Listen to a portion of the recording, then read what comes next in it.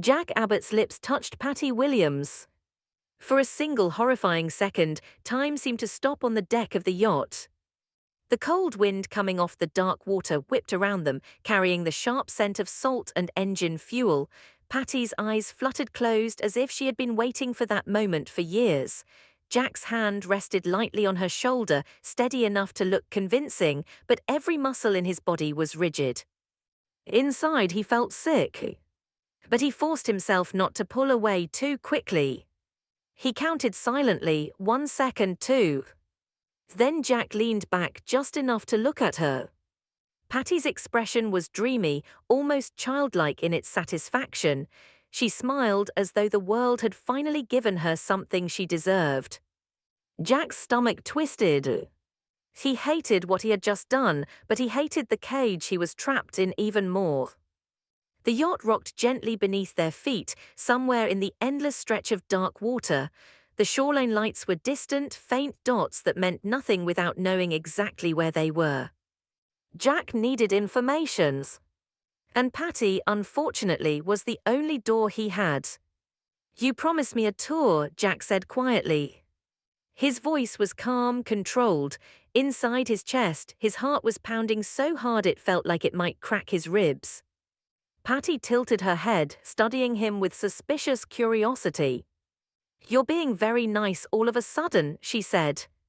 Jack let a faint smile appear.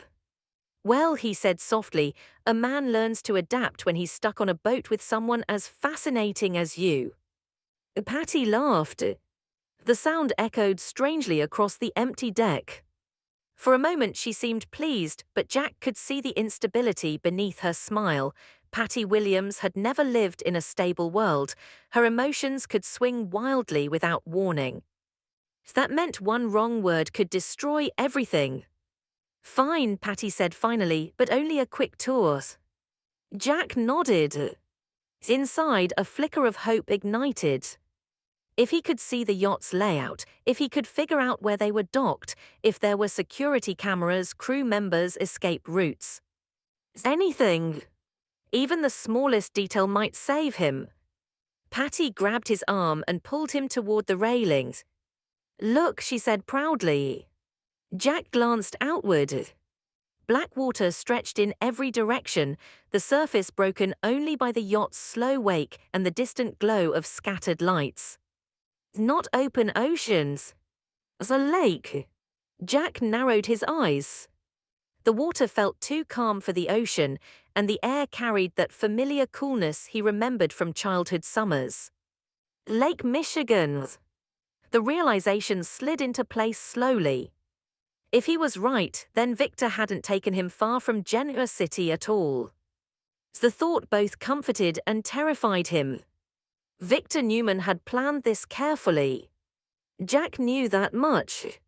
And Victor didn't make mistakes.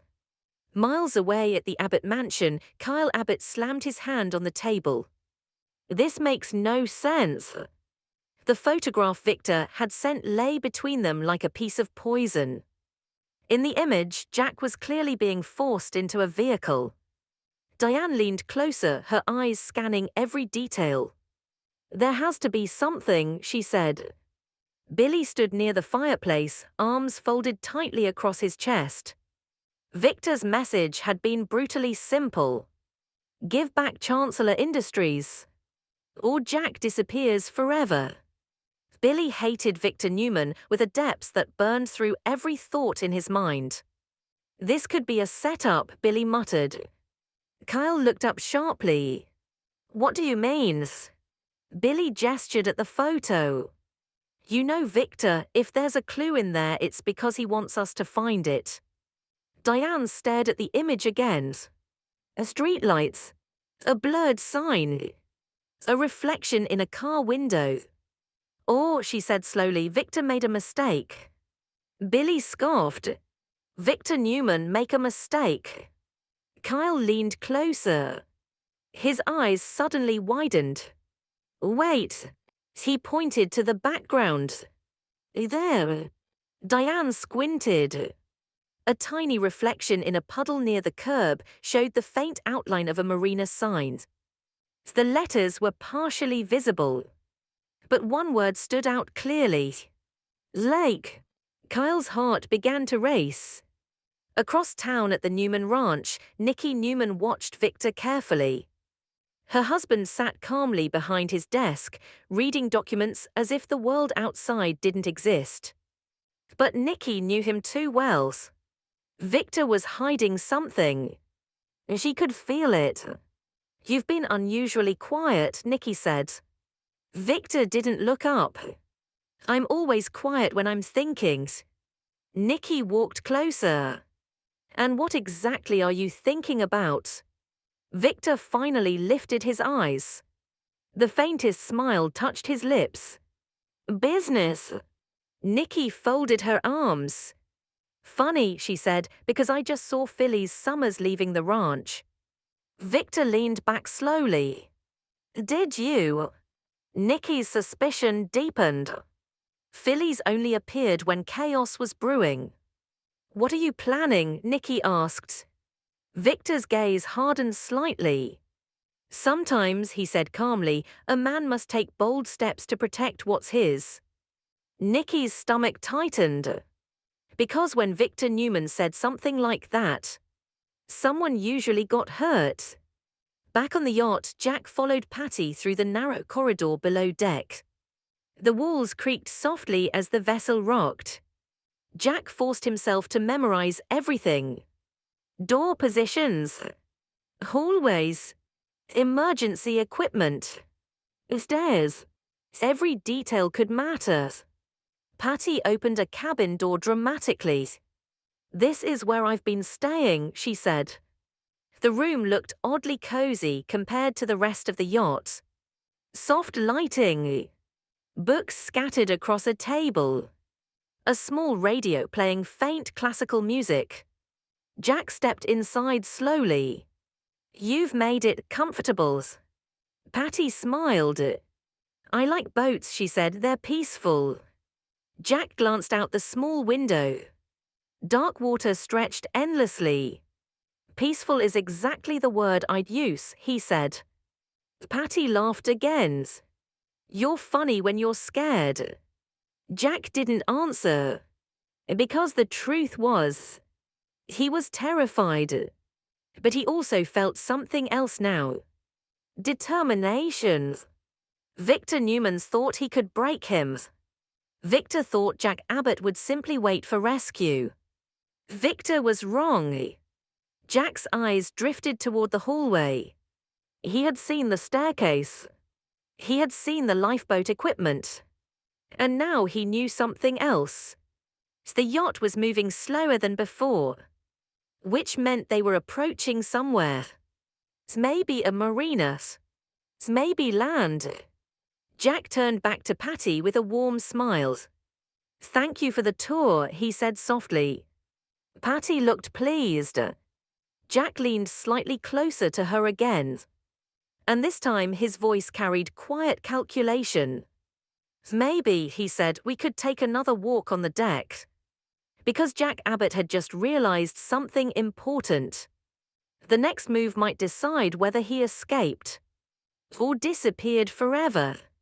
Kyle Abbott burst through the door of the Abbott mansion with his phone in hand. "I found it." Diane stood instantly. Billy turned toward him. "What did you find?" Kyle placed the phone on the tables. A satellite map filled the screen. "The marina," he said. Billy leaned closer. The blurred reflection from Victor's photo matched a sign from a small harbor near Lake Michigan.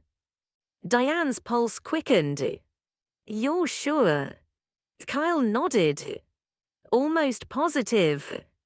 Billy's jaw tightened. Victor Newman had hidden Jack on a yacht, which meant the clock was ticking. "We go now," Billy said. Back on the yacht, Jack stood beside the railing again. The wind had picked up.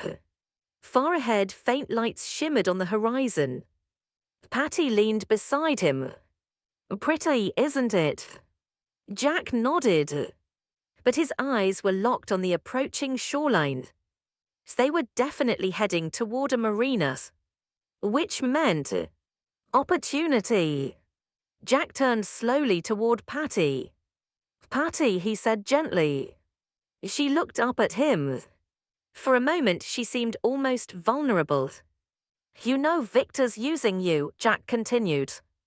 Her smile vanished. Don't say that.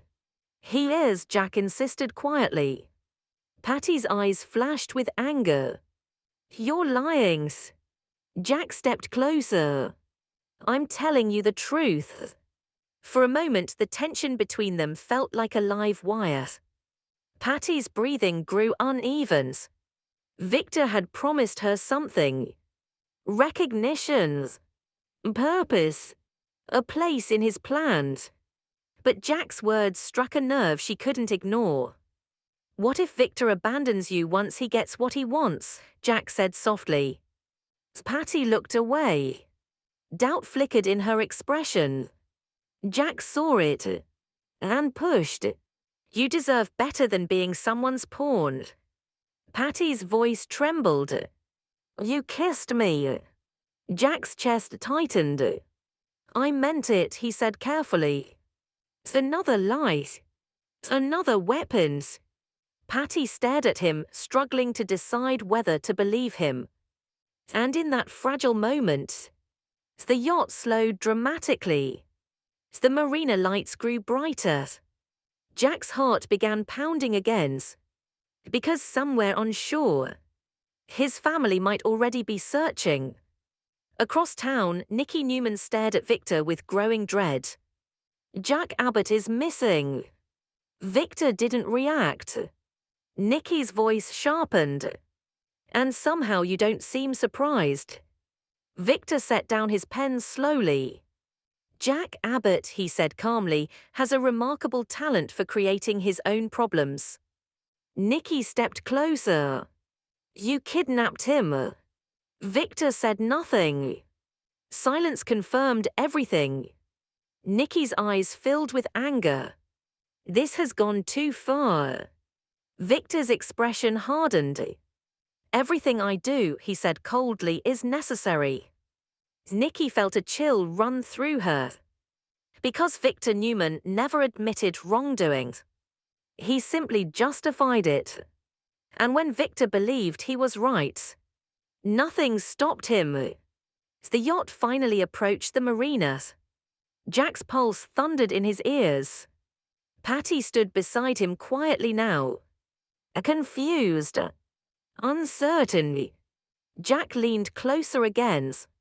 If you help me, he whispered, you don't have to stay part of Victor's game. Patty hesitated. For the first time since this nightmare began, Jack saw a real crack in her loyalty. And that crack might be enough. Because in the distance, headlights appeared near the docks. 3 vehicles. Billy's car, Kyle's SUV, and another vehicle behind them. Jack's breath caught. Help had arrived. But Victor Newman was not a man who left loose ends. And Jack knew something terrible could still happen before the night ended. The yacht engines cut. The vessel drifted toward the dock. Patty looked between Jack and the approaching lights. Her voice barely a whisper. What do I do? Jack met her eyes. For the first time all night, his voice held pure honesty. Do the right thing. Patty stared at the dock, at the lights, at the possibility of freedom. And the choice she made in the next few seconds would change everything. The yacht touched the dock with a soft metallic thud. Footsteps thundered across the pier. Billy's voice shouted Jack's name. And Jack realized one final truth. Victor Newman might control the board. But tonight, the game had slipped out of his hands.